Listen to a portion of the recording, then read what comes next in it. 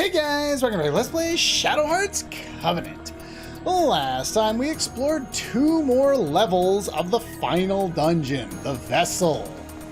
This time, we're going to do little backtracking motions through a lot of the dungeon now that it's oriented a little differently, and we're going to collect some treasure that was left over. So first of all, we're going to take the red portal to the 2nd floor. Now we need to go find the yellow teleporter, which is over here on the right, and we want to take that to the 3rd floor. And running through this area is kind of weird because the directional button keeps making you want to hug the wall, and then you go slow. The first tarot card of the episode, and, well, I lost all my MP. That one kind of sucks, to be quite honest. Well, what can you do? Instant death, thank you. Yeah, instant death and petrify both work against some of the enemies around here. So there's that. Alright, so we're going to take the yellow one and we're going to take it down. So we want to go grab this one over here. We're going to go back to the 1st floor. This is going to give us access to a part of the 1st floor that we didn't have access to before. Notice how it gives you the option. Frame drops again? Why do you keep doing that, video game? Why do you have to be this way? Alright, there should be an item around here. I don't... Oh, wait a minute. I think it's right here. If I remember correctly. Is it? No, it wasn't there. Okay, I don't... Oh, there it is. I see it. I could have seen it from before, but there was little bits of light in the way. So yeah, there's just the one treasure here. Let's go grab it. Alright, let's get that guy. What do we got here? Anything good? A 7th key. I'm not going to say it's bad. It's also completely unnecessary. Which leads me to one of the things I'd like to talk about this time around. Let's go back up with this. Well, it's the combat system. Now, I love the combat system in this game because it's a lot of fun. However, it's not perfect. It is very comparable, as far as I'm concerned, with Grandia 2's battle system. Both have intricate and unique and fun battle systems. However, both of them can be very easily exploited, and the content, or the combat just turns into kind of boring, repetitive, the same thing that you've done countless times before. Alright, so we did that. Let us... I think we have to take this route around. We want to go over to that blue teleporter. But yeah, like, would you guys agree? The combat system in this game, like, I like it. It's fun. And it's got this system that allows it to be difficult and easy at the same time. In fact, that's actually similar to Eternal Sonata, where even at the end of the game, you could still get annihilated if you performed poorly. And this game is kind of the same way, where if you all of a sudden are missing your ring a lot, then you're not going to do particularly well in combat, and you're probably going to end up dying, or not killing the enemy because you're missing your button presses. Nah, why not? Sure, we'll do it again.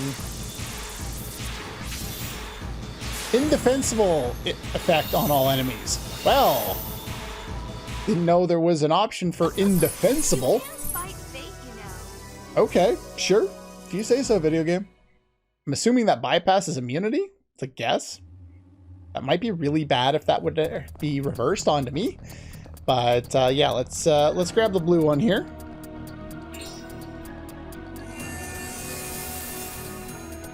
And this is pretty easy. We're just going to repeat that process a few more times. But yeah, like Grandia 2, you saw, if you watched the LP, that, I was able to pretty easily nuke the enemies in that by, you know, getting a head start on them, attacking them from behind, and then just nuking them with spells. All the battles became relatively boring after I found the ability to do that, as opposed to, you know, trying to make the game more challenging by using the system as it was intended. Our fourth and final crucifix is right there, if you want that. And now we're going to head back down.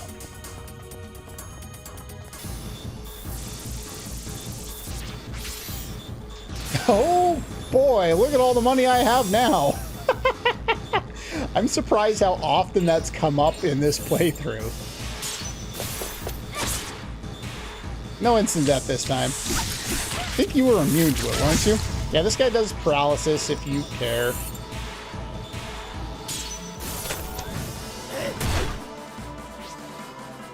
Timer, go back on. Do your job. Count for me, because I have no idea how long episodes are if I don't. Yeah, Grondo's really fast. I've switched up my party, as you can see, compared to what I had before. I pretty much do this, or I've done this throughout the whole game, trying to give each of the characters as much show as I can. It's not always going to be possible, but let's take a look at the score here. Actually done relatively well this time around. The shop ring is always going to be 100%, because if I miss it, I just reload. You know, 70% perfect rate. I'm very happy with that. It's actually gone up since we got the extreme there, which I've barely used, but at least showed you how it works. 93% ring success, that's pretty good. 69 hits, of course, nice. 5,800 damage because of that. Of course, that was what we showed off fighting King Solomon there. So that was fun. And yeah, my ring successes, not too bad. Some characters have had more attacks than others, obviously, but Krondo, of course, being at the bottom of the list for obvious reasons. He's taken forever to get in our party. He's the one who's been in the fewest battles, but everyone else, pretty evenly spaced out there, and I am kind of happy for that. I hope that I was able to show each of the characters pretty consistently throughout, you know, evenly space them out, give them each a little bit of, you know, showtime in combination with other characters as well. I'm hoping I was able to do that. It's hard to say because a lot of battles were done off screen, but anyway, like I said, we're gonna head on down here, just keep going down for a little while. The one other thing that I want to talk about that I kind of wrote down as one of the pieces of, you know, things to talk about while we're roaming around here is the side quests in this game. Now here I give the game credit. They took, you know, the best idea possible for doing side quests. They took the idea straight from Chrono Trigger. One side quest per character, and it, you know, they each have their individual kind of storylines to work with. Where am I going? Okay, yeah, so that's pretty much all the exploration around here that we needed to do, so that's good. We're going to go back and save, and then we're also going to backtrack out of here. But yeah, so they took that great idea of giving each character a side quest and have it kind of focus on their own personalities. The sad thing, and then they screwed it up by making it so that the side quests, even though they kind of focus on the characterization of, you know, the characters, they don't really all that much. You know, there's little bits here and there, but they don't really line up with anything that had been mentioned before. You know, I can, you know, thinking about Chrono Trigger, some of them have to do with, you know, a lot more backstory to the characters. And some of them, you know, I'm thinking of Robo's and Lucas side quests, they weren't really mentioned before, but they at least built up the characters enough that they were interesting takes on the characters to see them in these different situations and learn about their pasts.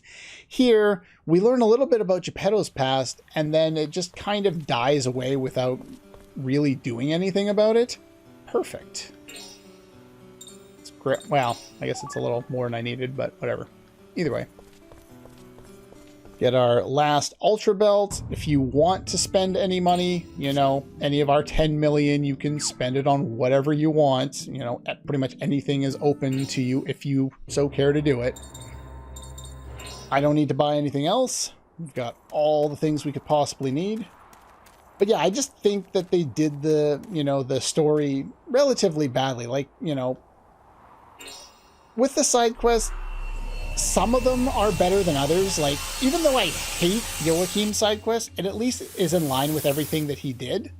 And the result for Karen's side quest was great, built up, you know, for her character. So that one actually made sense. It's just everything you did up to there had nothing to do with her character at all. And it just didn't make a whole lot of sense to have it set up that way. And let us move forward. But yeah, like, I'm not saying all the side quests are bad. There are some that are actually, you know, relatively entertaining. But like Anastasia's had nothing to do with Anastasia. She just gets a few lines of dialogue about it after the fact. It doesn't really help us in any way. Okay, we're back. So yeah, I'm not saying all of the side quests are bad. It's just even the ones that do help build character, just do them in weird ways. Like I was saying, Anastasia's really doesn't do anything. Kurando, how do you build on absolutely nothing? Yours was pretty well exactly what we expected for you, though a little over the top. Geppetto's, I already talked about how much that was a failure. Anastasia did nothing. Lucia's did nothing. Karen's, the outcome was great for her character, though it built up on something that we didn't really know about because they didn't really talk about it. Blanca doesn't really have a side quest other than the wolf bout, and that has nothing to do with story for him, so that's a wash. Yuri's, I guess, would be him getting Dark Seraphim. Seraphic Radiance was the one in the previous game, I finally remembered. But it doesn't really, like, it's repeating something that we already did in the previous game, so it didn't really have the same impact. But yeah, there are some good elements there. There's just not really, you know, like Yuri scene was good. It's just we already saw it, so it doesn't have the same impact. So that's kind of what I'm getting at. I did just switch up my party members as I'm kind of preparing for what's upcoming here. Here is my setup. Don't really need to worry about status protection here. We got the white underpants for reduced physical damage on you, and the silver chair to have other people protect him, hopefully. So that means everyone around him has more defense than him, so if that does ever happen to happen, then it's a good thing. The other thing is physical attack down on somebody, if you care, and absolutely save before coming here. Absolutely save. Make a backup save. I have a save file and 2 save states.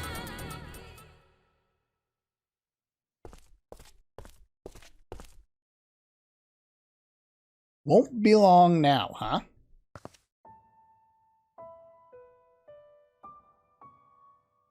Thought about until I was really sure. Never done so much thinking in my life. That doesn't surprise me at all, Yuri.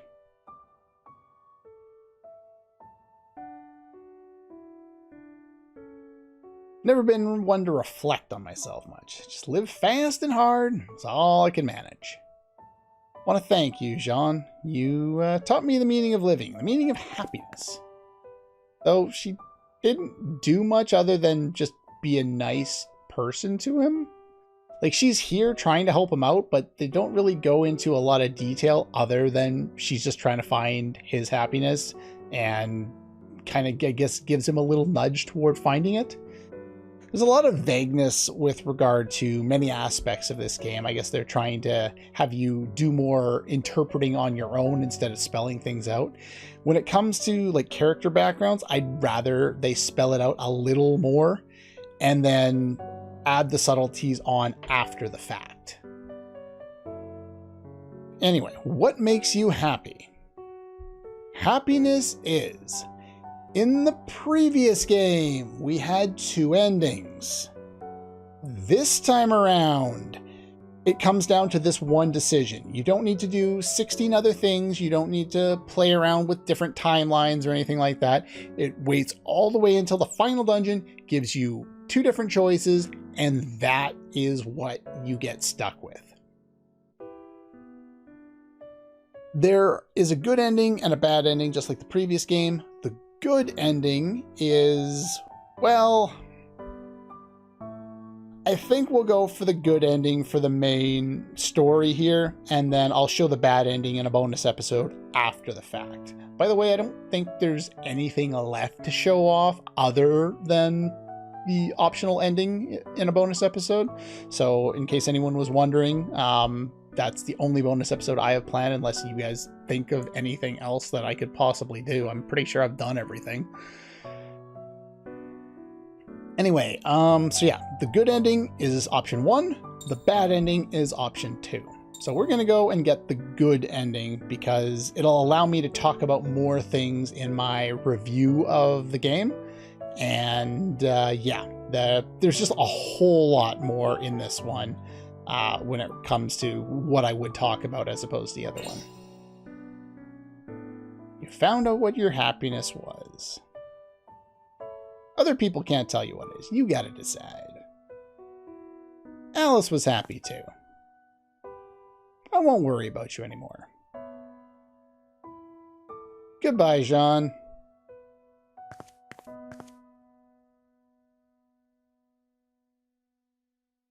We will see you in a bonus episode later, where I choose the other option. But yeah, absolutely have a save file from before so that you can, take a look at that and have a choice. Yuri did the dumb again and took a dirt nap, though there's not a lot of dirt going on right here. The ground of that teleporter looks like it belongs in the, oh, what was it? The, I don't remember what it was called anymore. There was like a whole bunch of like rainbow ponies in a secret level in Diablo 3, referencing back to the cow level from Diablo 2. I can't remember what they called it, but it makes me think of that. The final farewell.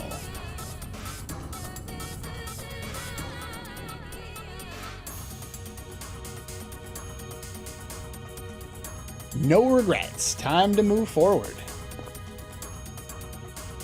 Not sure how we're gonna manage it, you guys. Let's make sure we all get out of this alive.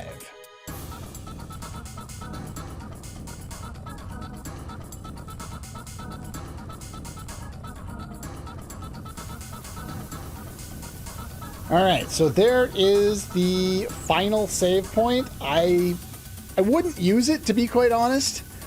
It does have a use a little bit later, but anyway, let us move on. Not much left here. However, hey guys, how's it going?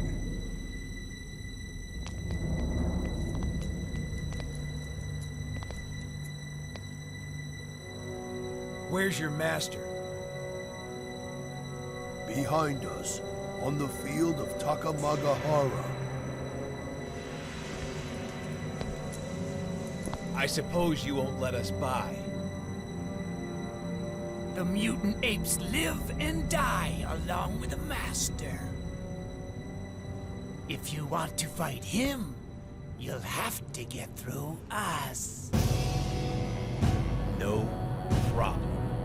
It shouldn't be, should it?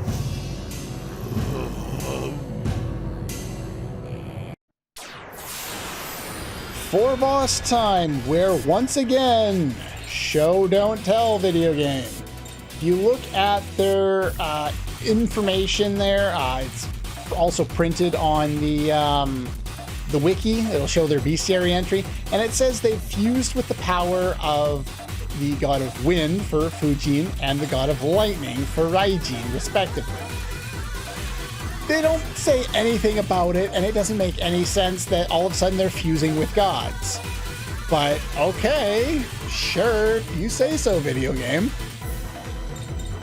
Alright, first things first, before buffing, Do we want to do this before buffing? Let's take a quick look here at attack. Okay, so neither of them are guarding. One of them is going to guard, and the other's going to combo. That's pretty much how they usually start off the fight. I would rather not. I am going to lower one of their HPs here first, and we'll do buffing after, I think. There's no special reason for the party members that I have here. Let's target you first. That was close. All right, Fuujin has 3,540 HP, wind-based. Raijin has 3,780 HP, earth-based. Fuujin is susceptible to physical attack down. Raijin is not susceptible to anything. Let's go for... That's not gonna help. Yeah, so let's go Geppetto. If that had targeted both, I would have used it.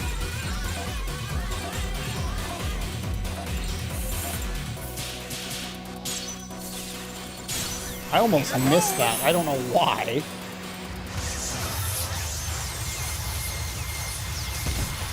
But yeah, since I know that they're going to try and combo up here, I'm going to try and take them out a little bit before they start doing stuff like that. That one's really hard to do. You know what? I'm not even going to bother. I'll probably screw it up anyway.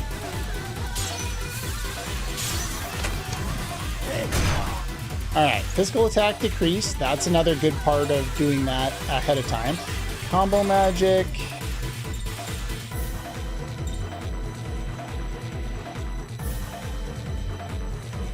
I could do combo magic.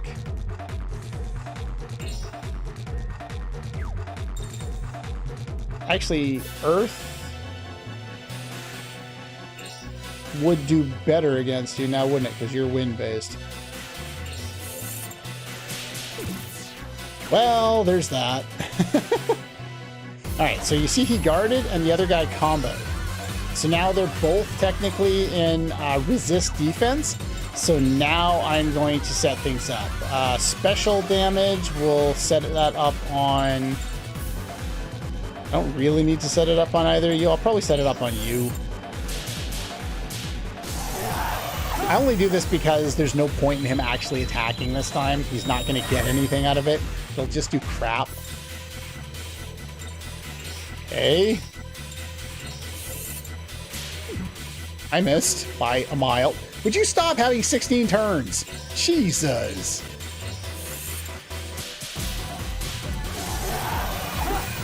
Yeah, I'm not a big fan of this attack. It's not a very good buff in my opinion. But yeah, we nerfed his physical attack so much he just can't do anything. They only have a couple different attacks. They've got a special attack. They can inflict special defense down in the case of Fuujin, and physical defense down in the case of Raijin. And then they have a special attack that's the special attack and anti-armor bomb, I think. I think they can both use it. Anyway, combo on you. I guess we're not going to set up any more buffs since we don't really need them anyway, and none of the people we have can set up any physical buffs.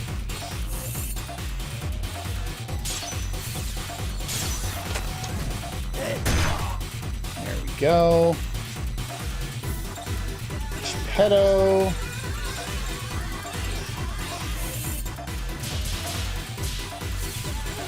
I almost pressed circle there for some reason. I did that ring terribly. All of a sudden I can't do the judgment ring. The game doesn't like me. Anastasia, we'll have you go here.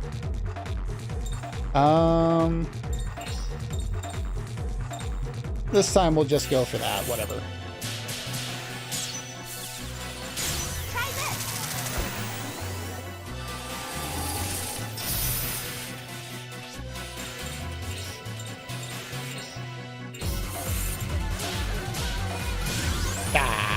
missed.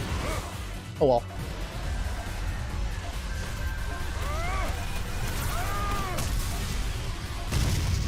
Well, 400 damage, not too bad.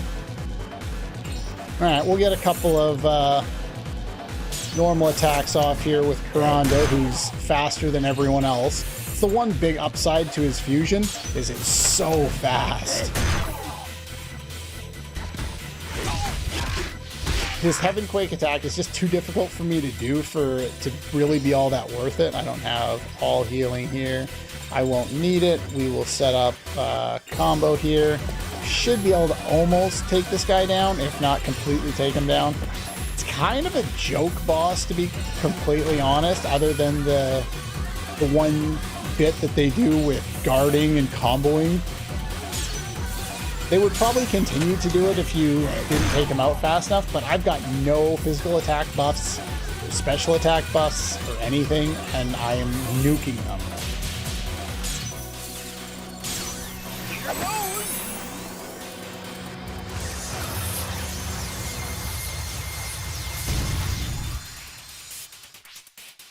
Alright, Anastasia.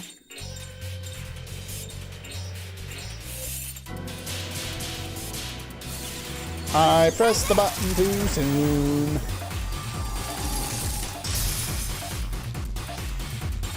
Alright. Yay, we got the perfect.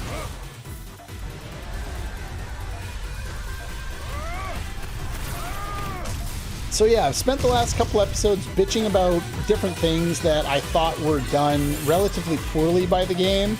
When it comes to the dungeon design, the music design, you know, complaints I have about the combat system, even though I like the combat system, complaints about the side quests, even though I like the way that they decided to, you know, implement them. And here we get special defense down 4 and physical defense down 4. Not that I believe the final boss is susceptible to it, so that's kind of pointless. And a buttload of soul and experience and money that we definitely don't need. Toasty!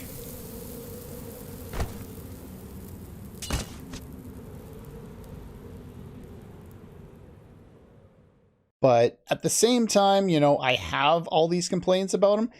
It goes back to all the complaints I had with the Xenosaga franchise. I love the absolute hell out of the Xenosaga franchise, and I expect a lot from it. So when it's not perfect, I have complaints.